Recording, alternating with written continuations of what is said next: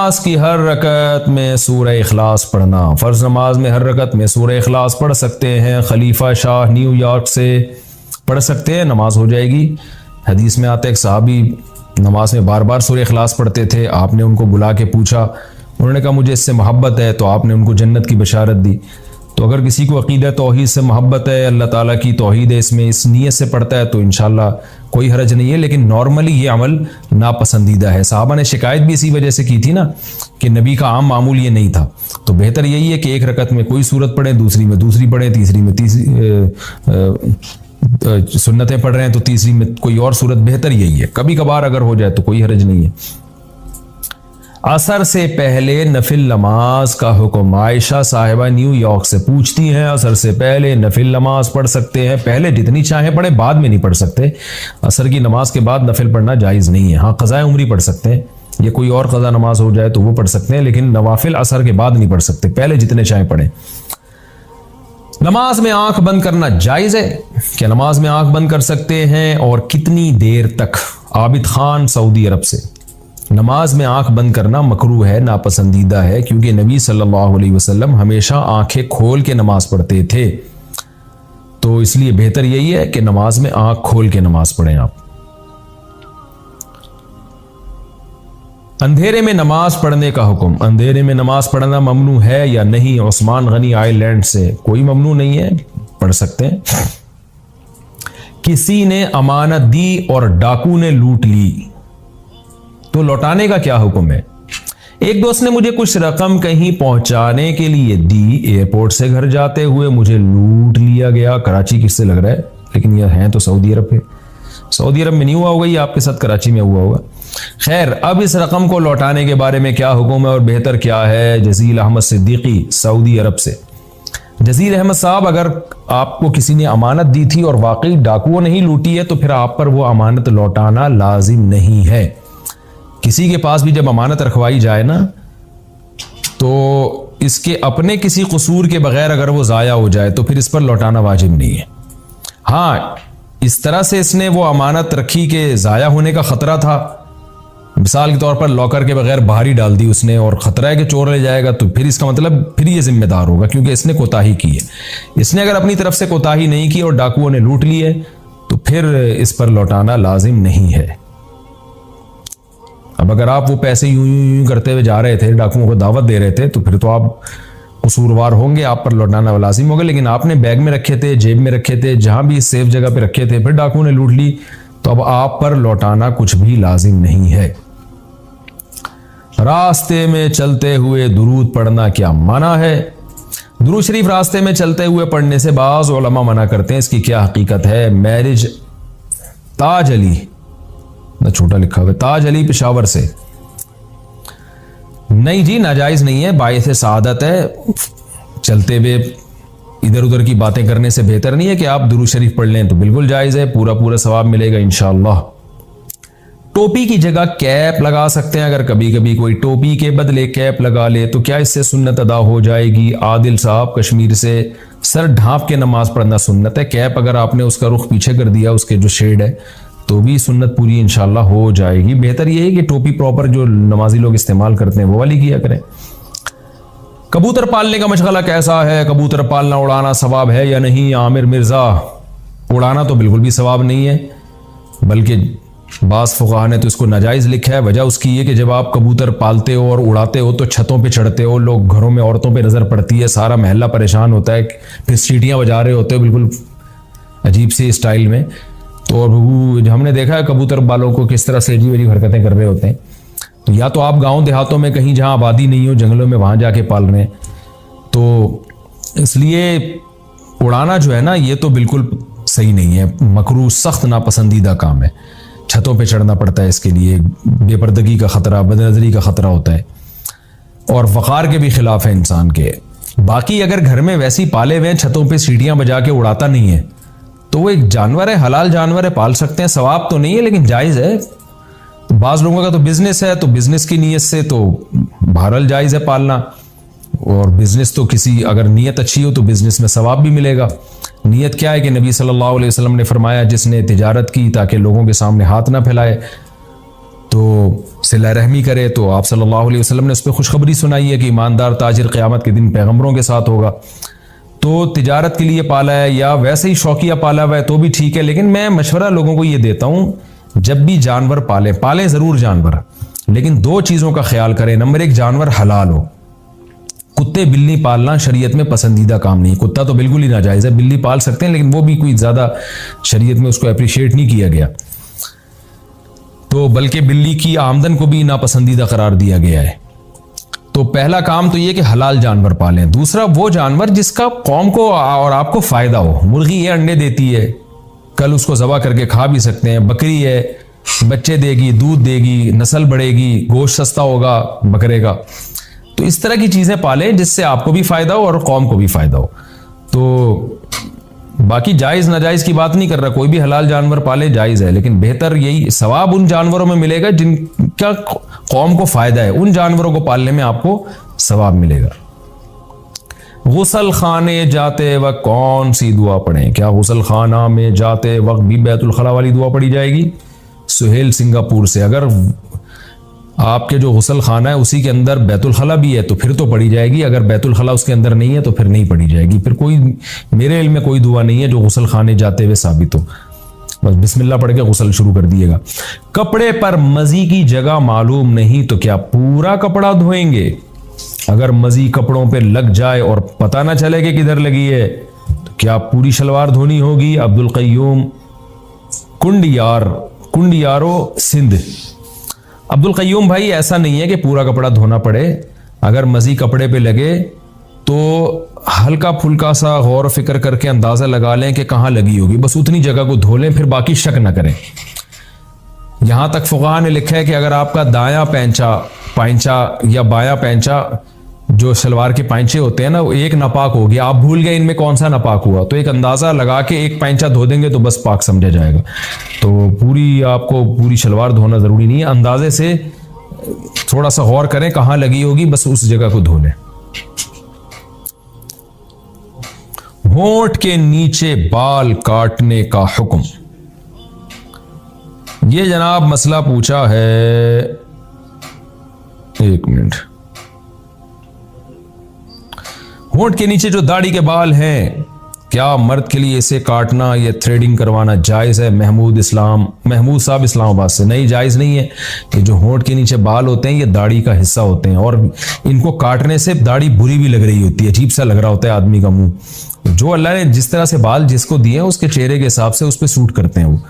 تو یہ ہونٹ کے نیچے جو بال ہوتے ہیں داڑھی کا ہے، یہ کاٹنا جائز ہے۔ البتہ کوئی بال اس میں منہ میں آ رہا ہو، بار بار گھس رہا ہو تو اس کو کاٹ سکتے ہیں۔ سب سے زیادہ جو چیز انسان میں تکبر پیدا کرتی ہے نا، وہ علم ہے، نالج ہے، دولت نہیں ہے۔ دولت بھی ہے لیکن دوسرے درجے میں۔ یہ بات قرآن سے بھی ثابت ہے اور آج مشاہدے سے بھی ثابت ہے۔ آپ کو پڑھے لکھے لوگوں میں تکبر زیادہ نظر آئے گا۔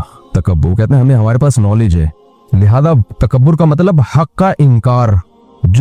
جس کے پاس علم نہیں ہے نا، وہ حق کا انکار جہالت کی بیس پہ کرتا ہے، تکبر کی بیس پہ نہیں کرتا۔ جو پڑھا لکھا ہے وہ حق کا انکار کرتا ہے۔ تکبر کہتے ہیں بطر الحق، حق کو دھتکار دینا، اپنے آپ کو یہ سمجھنا کہ بھئی مجھے کون کیوں سمجھائے گا، میں خود پڑھا لکھا ہوں، اس کو کہتے ہیں کبر۔ یہ قرآن سے بھی ثابت ہے، فریحوا بما عندهم من العلم۔ قرآن کہتا ہے جب ہمارے پیغمبر پچھلی امتوں کے پاس آئے نا، انہوں نے سمجھایا یہ برائی ہے، یہ زنا ہے، اس کو چھوڑ دو، یہ ہوموسیکشولیٹی ہے، اس کو چھوڑ دو، یہ ناپ تول میں کمی ہے، اس کو چھوڑ دو، یہ شرک ہے، اس کو چھوڑ دو، اور تم دنیا سے دل لگاتے ہو، پہاڑوں کو تراش کے گھر بناتے ہو، تو دنیا تو مسافر خانہ ہے۔ تو قرآن کیا کہتا ہے؟ انہوں نے پیغمبروں کی دعوت کو دھتکارا۔ فریحوا بما عندهم من العلم، ان کے پاس جو نالج تھی نا، اس نالج پہ اترانے لگے۔ وہ یہ خوب سمجھنے کی بات ہے آج کل کے لبرل لوگوں کے لیے خاص طور پہ۔ سوال پیدا ہوتا ہے بھائی نالج تو پیغمبروں کے پاس زیادہ تھی، ان کے پاس کہاں سے آ گئی؟ بھائی قرآن کہتا ہے کہ ان لوگوں کے پاس جو نالج تھی نا، علم تھا، فریحوا بما عندهم من العلم، جو علم ان کے پاس تھا نا قوموں کے پاس، اس پہ فریحو کا یہاں معنی اترانے لگے، تکبر میں آنے لگے اور پیغمبروں کی توہین اور تنقید شروع کر دی۔ سوال پیدا ہوتا ہے بھائی اگر علم پہ اترا رہے تھے تو انسان اس چیز پہ کسی کے سامنے اتراتا ہے جو اس کے پاس ہو اور سامنے والے کے پاس نہ ہو۔ بھائی آپ کے پاس دولت ہے تو آپ اتراؤ گے غریبوں کے سامنے نا. ایسا تو نہیں ہے کہ آپ 20 لاکھ روپے کما رہے ہو 40 لاکھ روپے کما رہے ہو اور 1 کروڑ والے کے سامنے اترانا شروع کر دو. آپ وہ تو کہے گا تو 2 ٹکے کی تیری اوقات نہیں ہے بھائی, تو لاکھوں میں کی بات کر رہے تو کیا اترائے گا. لینڈ کروزر والا اترائے گا بس والے کے ٹیکسی والے کے سامنے, تو ٹیکسی والا اترائے گا رکشے والے کے سامنے, رکشے والا اترائے گا سائیکل والے کے سامنے. ایسا تو نہیں ہوتا نا سائیکل پہ آپ لینڈ کروزر پہ آنکھیں دکھا رہے ہو. تو قرآن کیا کہہ رہا ہے, فَرِحُوا بِمَا عِندَهُم مِنَ الْعِلْمِ. اللہ نے پچھلی امتوں میں پیغمبروں کو بھیجا اور وہ قومیں پیغمبروں کے سامنے اترانے لگیں, تکبر کرنے لگیں اس علم کی بیس پہ جو ان قوموں کو اللہ نے دیا تھا. سوال پیدا ہوتا ہے, علم تو اللہ نے پیغمبروں کو زیادہ دیا تھا, ان کو کم دیا تھا, پیغمبروں کے مقابلے میں تو زیرو تھے یہ, تو پھر اترا کیسے رہے تھے؟ اس سے پتہ چلتا ہے یہاں دنیا کا علم مراد ہے, وہ ان کے پاس زیادہ تھا پیغمبروں کے پاس کم تھا. تو اس سے یہ بھی پتہ چلا کہ جن لوگوں کے پاس دنیا کی نالج ہوتی ہے, میڈیکل سائنس کی نالج ہے, انجینئرنگ کی نالج ہے, سائنسدانوں کے علوم ہے, ان کے پاس مادے کی نالج ہے, تو وہ علماء کے سامنے اتراتے ہیں اپنی اس نالج کی وجہ سے جو اللہ نے ان کو دی ہے. دین کے علم کو پھر وہ ویلیو نہیں دیتے, ورنہ پیغمبروں کے پاس دین کا علم بہت زیادہ تھا مگر وہ مادی علم کو, سائنس اور ٹیکنالوجی کے علم کو دین کے علم پر ترجیح دے رہے تھے. علم کی اسلام میں بہت ویلیو ہے, چاہے دین کا ہو یا دنیا کا ہو. یعنی دنیا کے علم کی ویلیو کی ہم کمی مراد نہیں ہے یہاں پہ, لیکن اس آیت سے اتنا پتہ چلتا ہے کہ جن کے پاس صرف دین کی نالج ہے اور جن کے پاس صرف دنیا کی نالج ہے, تو جس کے پاس دنیا کی نالج ہوتی ہے وہ اکثر اتراتا ہے اور تکبر کرتا ہے ان لوگوں کے سامنے جن کے پاس صرف دین کی نالج ہے, دنیا کی نالج نہیں ہے. جیسے آج حال ہے علماء کا, ہمارا لبرل طبقہ مولویوں کے بارے میں کیا کہتا ہے, ابے ان کو کیا آتا ہے, کہتا ہے کہ نہیں کہتا, ابے جنازہ پڑھا سکتے ہیں, ابے یہ نماز پڑھا سکتے ہیں, ابے یہ ہمیں بتائیں گے کیا صحیح کیا کیا غلط کیا ہے. بھائی انہوں نے آئنسٹائن کو پڑھا ہے, انہوں نے جو ہے وہ جرمنی کی یونیورسٹیوں سے کوئی ماسٹر کیا ہے ان لوگوں نے, یا ان لوگوں نے کہیں امریکہ سے پڑھ کر آئے ہیں, آکسفورڈ سے پڑھا ہے انہوں نے, تو یہ کیا آتا ہے ان کو, کیا ہے, یہ تو مدرسے میں پڑھے ہیں, تو یہ نماز پڑھا سکتے ہیں, یہ طلاقوں کے فتوے دے سکتے ہیں, اور یہ نکاح بھی اچھا پڑھا سکتے ہیں. پھر بھی قبول ہے, اس نے کہا قبول ہے, چل بھی لے جا. بس یہ نالج ہے. ہمارے پاس جو نالج ہے نا وہ بڑی سالڈ ہے. جو لبرل طبقے کا ایک دماغ ہے جو ہماری یونیورسٹیوں میں بن رہا ہے, ان کے ذہن میں یہ کہ بھائی نالج تو ہمارے پاس ہے یار. تو حالانکہ نالج اگر مولوی کو پتا ہے کہ طلاق ہو گئی ہے کہ نہیں ہو گئی ہے, تو یہ بھی ایک نالج ہے نا. آپ نے اس کو نالج کی فہرست سے اس لیے نکال دیا کہ یہ وہ علم ہے جو خدا کو راضی کرنے کے لیے ضروری ہے. مثال کے طور پر دیکھو, ایک مثال دیتا ہوں میں, آپ کے گردے خراب تھے, آپ کو کوئی ایسا نالج والا آدمی نہیں مل رہا جو آپ کے گردے کو ٹھیک کرے, تو اس کا اللہ کی رضا سے کوئی تعلق ہے؟ بتاؤ نا. اللہ ناراض ہوگا آپ سے؟ ارے اللہ تو ناراض ہے, اللہ کہے گا بھائی ڈاکٹر نہیں ملا تو صبر کرو, اور کیا ہے. یا غلط دوا کھا لیا آپ نے, غلط ڈاکٹر نے علاج کر دیا تو ٹینشن میں آ جاؤ گے, بیمار ہو جاؤ گے. لیکن آپ نے بیوی کو طلاق دے دی, اب آپ کو پتہ نہیں ہے کہ یہ طلاق ہوئی ہے کہ نہیں ہوئی ہے, آپ کو پتہ نہیں ہے کہ طلاق ہوئی ہے کہ نہیں ہوئی ہے. اب اگر آپ مسئلہ معلوم کیے بغیر بیگم کے ساتھ رہتے ہو تو ڈاکٹر ناراض نہیں ہوگا, نہ گردوں پہ کوئی اثر. اب ناراض کون ہوگا؟ اللہ. مسئلہ معلوم کر کے جانچتے ہو, تحقیق کر کے پتہ چلاتے ہو کہ جائز ہے کہ ناجائز ہے, تو پھر کون راضی ہوگا؟ اللہ. تو اس مسئلے کا تعلق اللہ کے راضی ہونے یا نہ ہونے سے ہے. تو جو دنیا پرست لوگ ہیں نا, ان کی نظر میں چونکہ اللہ ہی کی کوئی ویلیو نہیں ہے, لہذا ان کی نظر میں نکاح طلاق کے حکام جان لینا, وراثت کے حکام جان لینا, ابا اماں کے مرنے کے بعد بیٹی کا کتنا, بیٹے کا کتنا, میاں بیوی کے کیا حقوق ہیں, ابا اماں کے کیا حقوق ہیں, اولاد کے کیا حقوق ہیں, اور پھر نماز کیسے پڑھی جاتی ہے, سجدہ سہو کے کیا مسائل ہیں, روزہ کیسے ٹوٹتا ہے, روزہ ٹوٹنے سے کب کفارہ لازم ہوتا ہے اور بغیر کفارے کے کب ٹوٹتا ہے, صرف قضا لازم ہوتی ہے, حج کا فرض ہوتا ہے, حج کا طریقہ کیا ہے, لبیک کہاں سے کہنا ہے, کتنی آواز سے کہنا ہے, کہاں سے پہلے احرام باندھنا ہے, احرام کی پابندیاں کیا ہیں, اگر یہ ہو جائے تو احرام ٹوٹ جاتا ہے, یہ ہو جائے تو احرام ٹوٹتا نہیں لیکن دم واجب ہوتا ہے. سمجھے وقوف عرفہ کسے کہتے ہیں, طواف زیارت کی کیا ویلیو ہے, پھر اعتکاف کے کیا احکام ہیں, سمجھ میں آ رہی ہے بات, عمرہ کیسے کرتے ہیں, حج فرض کن لوگوں پر ہوتا ہے, پھر زکوٰۃ کے کیا احکام ہے, سونے کی زکوٰۃ کتنی ہے, پیسوں کی زکوٰۃ کتنی ہے, کتنی ویلیو پہ زکوٰۃ ہے, کتنی ویلیو پہ قربانی ہے. یہ ساری ٹینشنیں, یہ سارے مسائل سیکھنے کے لیے کئی سال مدرسوں میں رہنا پڑتا ہے, اور ان مسائل کا براہ راست آپ کی دنیا سے کوئی تعلق نہیں ہے. ان کا تعلق صرف خدا کو راضی کرنے یا نہ کرنے سے ہے. تو پیغمبر جو علوم لے کر آیا کرتے تھے ان کا تعلق کس سے تھا؟ اللہ سے. تو دنیا پرست لوگوں کی نظر میں چونکہ اللہ کی کوئی ویلیو نہیں ہے, لہذا جو اللہ کی راضی کرنے کے علوم کو جانتا ہے اس کی بھی کوئی ویلیو نہیں ہے. وہ جانتے ہیں کہ یار یہ جو بزنس کا یہ طریقہ ہمیں آتا ہے, یہ مولویوں کو نہیں آتا. ہمیں گردے سے پتھری نکالنا آتی ہے, مولویوں کو نہیں آتی, علماء کو نہیں آتی. ہمیں جناب گنجے کے سر پہ بال کیسے نکلائیں یہ ہم سے پوچھو, یوٹیوب پہ چینل ملیں گے آپ کو, گنجے کے سر پہ بال کیسے نکلائیں. اور کمال ہے کہ علماء بھی اس کو زیادہ سن رہے ہوتے ہیں, مولویوں کو کم سن رہے ہوتے ہیں. یعنی کیونکہ یہ تو ہر ایک کا مسئلہ ہے نا, سر سے بال, گنجے کے سر پہ بال کیسے نکلیں. اتنے گنجوں نے, ایک ڈاکٹر نے بتایا کہ گنج پن کا علاج نا, وہ عنوان بھی بڑا بڑا ٹنڈ لگا کے لگاتے ہیں یوٹیوب میں نا, اٹریکشن کے لیے. آج کل ترکیبیں کیا ہیں, آپ نے اگر گنج پن کا علاج تو ایک گنجا لگاؤ سامنے, تھمبنیل میں نا گنجے کی ٹنڈ آ رہی ہو, اور پھر ایک دوسری تصویروں کے گھنے گھنے بال, تو ویسے خوشی سے بال نکل آتے ہیں منظر دیکھ کر.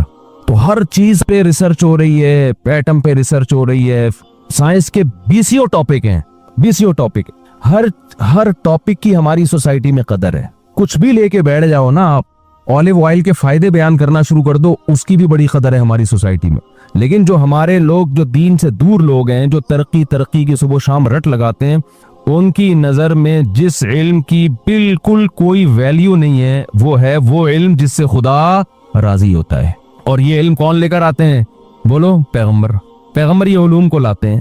تو قرآن کیا کہتا ہے, جب بھی پچھلی امتوں میں ہم نے کسی پیغمبر کو بھیجا, فریحوا بما عندهم من العلم, تو ان قوم کے پاس جو نالج تھی نا, اس نالج کی بیس پر وہ پیغمبروں کے سامنے اترانے لگے, تکبر کرنے لگے. کیا مطلب, تمہیں آتا کیا ہے, آتا تو ہمیں سب کچھ ہے. مثلا قوم عاد اگر پہاڑوں کو تراش کے گھر بنایا کرتی تھی, چٹانوں کو تراش کے, تو یہ بہت مشکل کام ہے نا.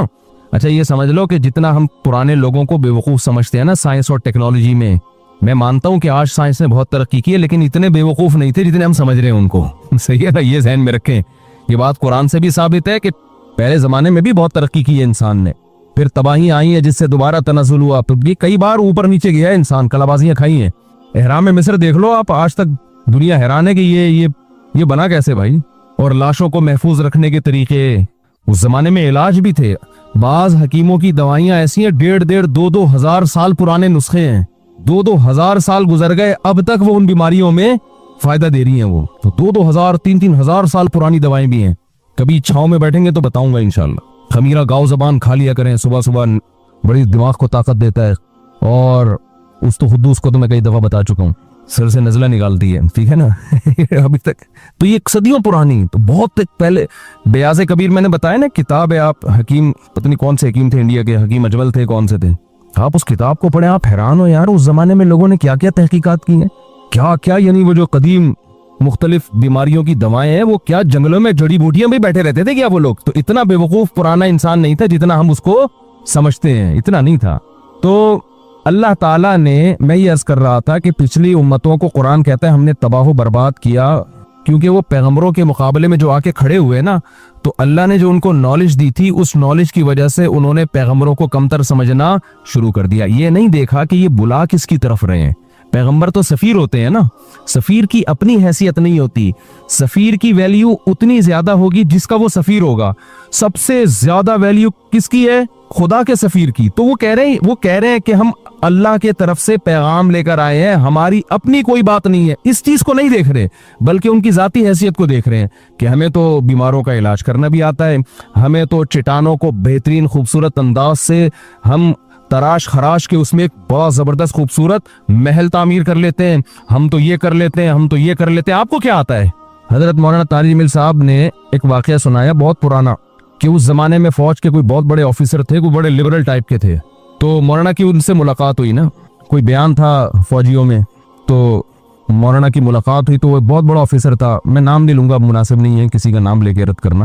تو اس نے مولانا سے پوچھا کہ آپ کیسے اس فیلڈ میں آئے, مولانا کیسے بنے آپ. انہوں نے بتایا کہ میں تو میڈیکل سائنس میں پڑھ رہا تھا, ڈاکٹر بن رہا تھا, تو پھر میں رائے بند والے آئے, تبلیغ والے گشت کر کے لے گئے, تو میں نے کہا چلو عالم بنتا ہوں.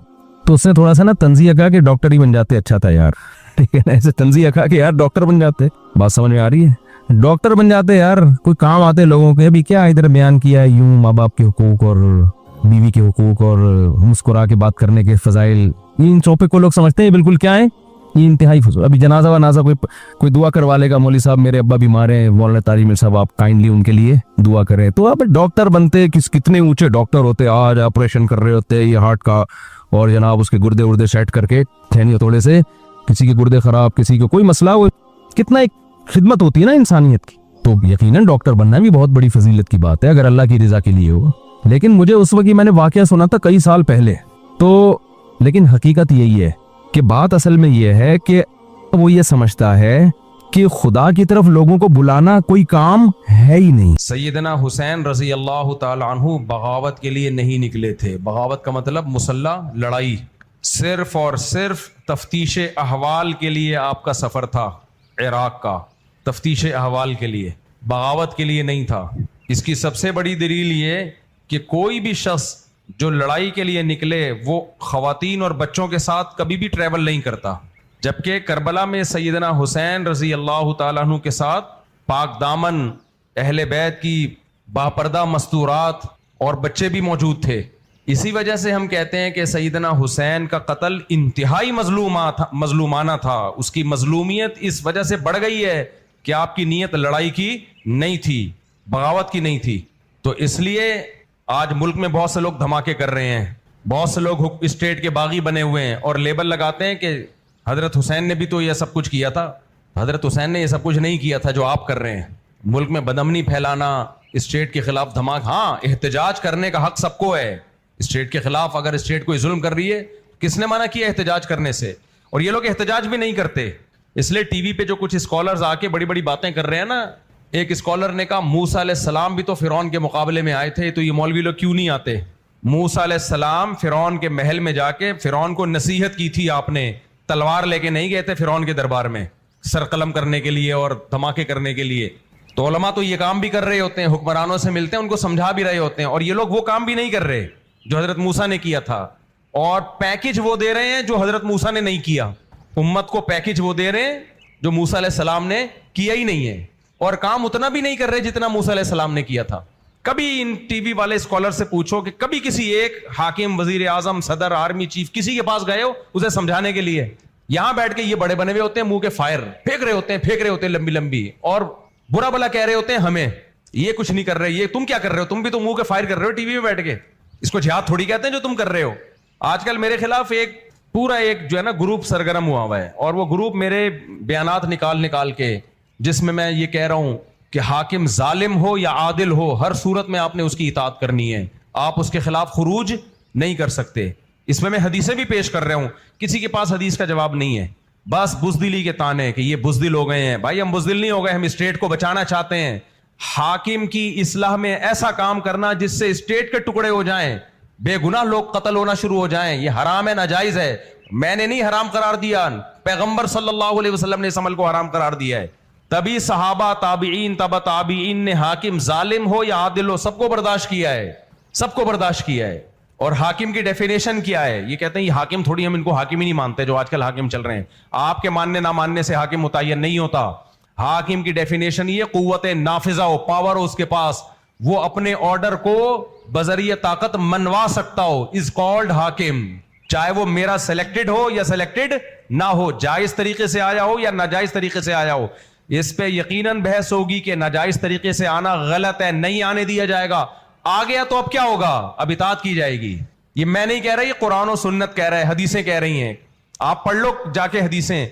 अल अकीदतु तहाविया अकीदे की किताब है, इमाम तहावी ने रहिमहुल्लाह ने लिखी है, पूरी दुनिया मानती है उसको, अहले सुन्नत वल जमात के अकायद हैं, और लिखी भी आज से 1200-1300 साल पहले। उस वक्त माज़अल्लाह हुकूमती गुलाम थे। उन्होंने लिखा है कि हम अइम्मा के खिलाफ, जो भी हाकिम है उसके खिलाफ खुरूज को हराम समझते हैं, चाहे वो आदिल हो चाहे वो जालिम हो। ये उसका पर्सनल मामला है। हदीस में आता है व इन ज़रबू ज़हरक, अगर हाकिम तुम्हारी पुश्त पे कोड़े मारे तो भी उसके खिलाफ खुरूज की तुम्हें इजाजत नहीं। खुरूज का मतलब क्या होता है? मुसल्ला, तलवार से बगावत, बमों से बगावत, ये इजाजत नहीं है तुम्हें। इसका मतलब ये लोग ये लेते हैं मुफ्ती साहब हमें बुज़दिल बना रहे हैं। आप भी मुंह के फायर से ही बहादुर बना रहे हो, खाली बुज़दिल तो आप बना रहे हो। हमने कब कहा कि उसके खिलाफ एहतजाज नहीं कर सकते, अपनी इस्तिताअत के बगैर और उसको सीधा करने की कोशिश नहीं कर सकते? ये हमने कब कहा? हम कह रहे हैं तलवार मत उठाओ स्टेट, क्योंकि हाकिम अच्छे बुरे आते जाते रहते हैं। लेकिन जब आप हुकूमत के खिलाफ बमों से, तलवारों से, क्लाशन कोफों से खुरूज करोगे, नतीजा ये नहीं होगा कि अच्छा हाकिम आ जाएगा, नतीजा निकलेगा आपकी स्टेट टुकड़ों में तकसीम, اور بین الاقوامی طاقتیں اس کو ترنے والا بنا لیں گی. یہ آپ کے قبضے میں نہیں آئے گا. یہ ایسا پھل ہے درخت پہ چڑھ کے جس کو آپ توڑ تو رہے ہو لیکن نیچے بالٹی کسی اور نے رکھی ہوئی ہے. یہ ٹوٹ کے آپ کی جھولی میں نہیں, یہ کس کی جھولی میں گرے گا؟ یہ غیروں کی جھولی میں گرے گا. یہ تو یہ پیغمبر صلی اللہ علیہ وسلم کی حدیث ہے. چاہے سعودی عرب کی حکومت ہو, بادشاہت ہے, اس کے خلاف تلوار اٹھانا ہم جائز نہیں سمجھتے. اور یہ جو ہمیں درباری سرکاری کہہ رہے ہیں نا, کہتے ہیں ناجائز حکومتوں کو سپورٹ کرتے ہیں. تم کیا کر رہے ہو؟ تم بھی تو ٹی وی میں بیٹھ کے منہ کی سے فائر کر کے یونیورسٹیوں کے طلبہ کا دماغ خراب کر رہے ہو, ملک سے نفرت پیدا کر رہے ہو. اس کے علاوہ تم کر کیا رہے ہو؟ تم کون سا خروج کر رہے ہو؟ نہیں آئی سمجھنے بات. یہ خروج ہے ٹی وی میں بیٹھ کے بیان دینا, سوائے اس کے کہ ینگسٹر کا ذہن خراب کرنا, ملک سے محبت کے بجائے نفرت پیدا کرنا. اس کے علاوہ کچھ بھی حاصل نہیں ہے اس بحث کا. تو جو اسلامی ملک رہ گئے ہیں, خدا کے لیے ایک خلیفہ پہ جمع کرنے کے لیے اس لیبل سے ان کو تباہ مت کرو. جتنے خلیفے ہیں مارکیٹ میں اتنے رہنے دو. جتنے بچے ہوئے ہیں نا کنٹری, ان کو بچاؤ. ایک صاحب نے میرے خلاف بیان ریکارڈ کروایا. میں نے کہا حدیث میں آتا ہے, صحیح حدیث ہے مسلم کی, کہ جب مسلمانوں کا کوئی حاکم بن جائے تو اس کے خلاف جو بھی کھڑا ہو قتل کر دو اس کو, کائن من کان, جیسا مرضی ہو. کیا مطلب؟